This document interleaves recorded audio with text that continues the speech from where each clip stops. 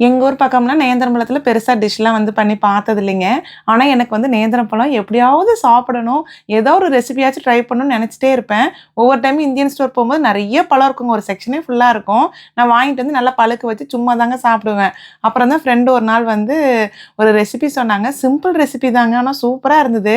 என்னன்னு பார்த்தீங்கன்னா, நேந்திரம் பழத்த 3ஆ நாளா கட் பண்ணிக்கணுங்க. கட் பண்ணிட்டு இட்லி பாத்திரத்தில ஸ்டீம் பண்ணி எடுத்துக்கணும். 5 டூ 7 மினிட்ஸ் ஸ்டீம் பண்ணா போதுங்க.